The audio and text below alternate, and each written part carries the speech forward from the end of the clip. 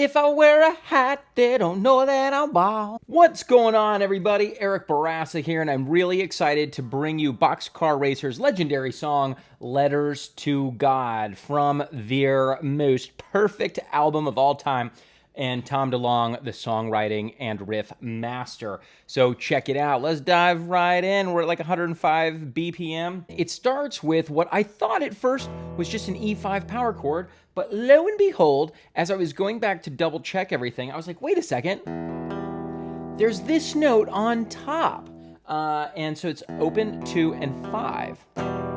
Pretty cool. And then our next chord, D over F sharp, what I like to call the Tom DeLonge chord, and then just a G5. So the rhythm is the trickiest part here.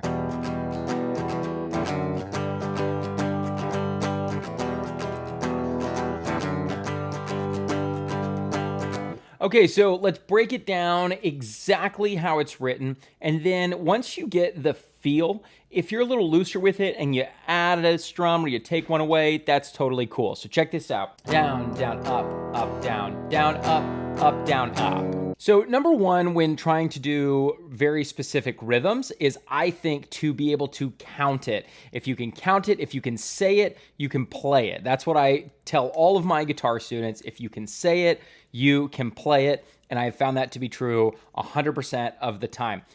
Usually, it's not a technique issue, it's just a mental locking in issue. And so once I get a student to correctly say the rhythm, down, down, up, down, up, down, up, then they're ready to play it. So if you're really struggling with getting that strum pattern, try just saying it out loud. You'll hate it, but I promise it'll make you better faster.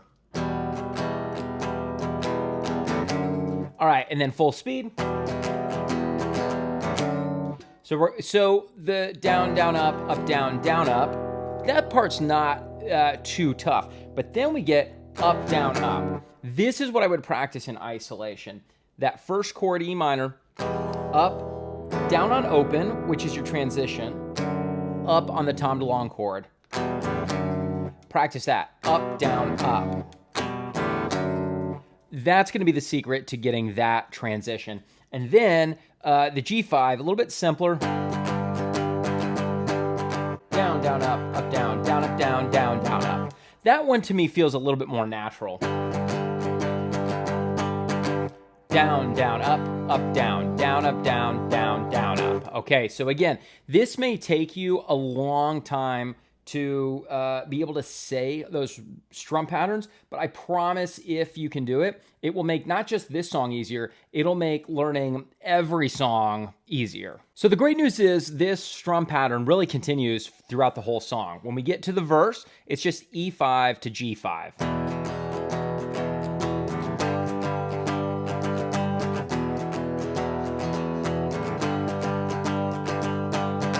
And honestly, you can kind of loosen up with the rhythm there. For the chorus, we've got this.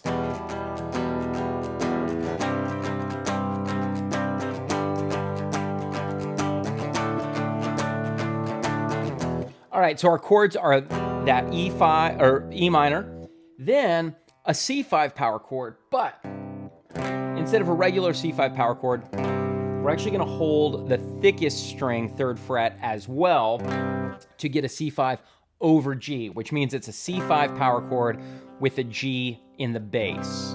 And then regular G5, and then D5 over A. So same as that C5 shape from before. One more time.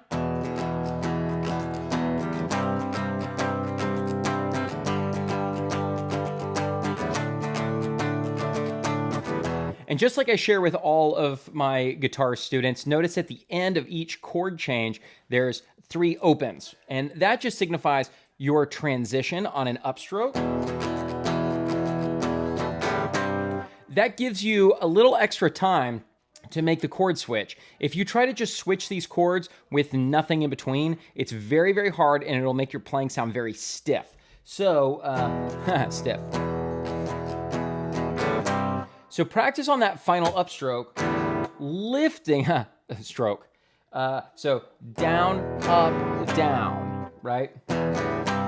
that's a great exercise for practicing your chord changes. Then we're back to the intro, verse 2, chorus 2. Everything's the same. Now the interlude, we're gonna keep the same strum pattern, and we've got some new chords.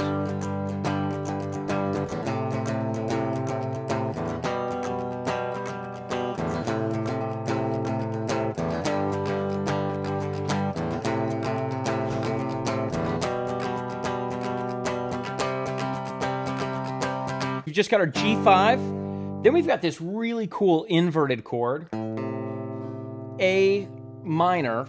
It's just 5th fret. It's like a reversed, inside out, inverted power chord. So instead of 3 and 5, we've got 5 and 3. And I like to do this with the 3rd finger and the index finger. My 3rd finger will be super duper curved. My index finger will be applying pressure on the 5th string, and then curled enough to block all the other strings so that I can strum everything. And then we've got the tom DeLonge chord, this time as a G over B. And then back to that A minor with no 5.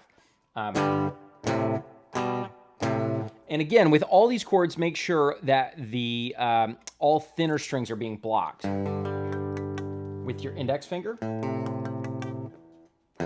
And then here on this one, you can use the tip of your index finger to block string 6. I tend to use my middle finger because that's just how I learned to do it. But honestly, the way I teach students to do it now is use the tip of that index finger and then back. Then the second time through, after the G over B, you go to a C5 instead, just with 2 fingers, which I think makes the most sense for that. After 2 full rounds of that, it's mosh pit time.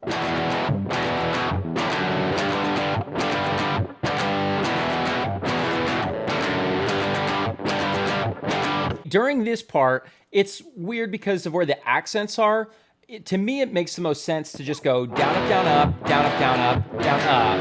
And then same thing with the G chord, down, up, down, up, down, up, down, up, down, up. But the accents really feel like that accent of that first hit. So instead of down, up, you just go down, up. So either way, I think works.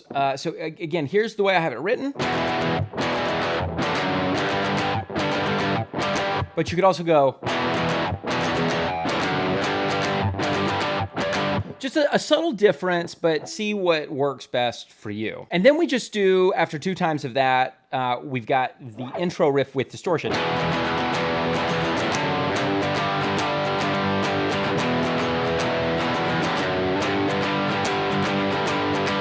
And then we're to the chorus with distortion. 4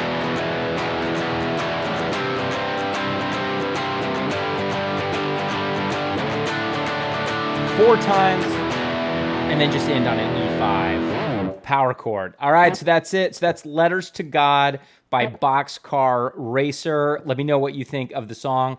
I love it, and it's just a perfect album. Don't forget to like and subscribe and all of that stuff. Oh, and also there's this. If you are looking for extra help with your guitar playing, check out unlimitedguitar.com. It's awesome. We meet once a week. You also send me videos of your playing throughout the week, and I send you a video response of what I think you're doing great and what I think you can work on next. And you get access to all of my lesson material. So yeah, check it out, unlimitedguitar.com. And I will see you guys in the next times.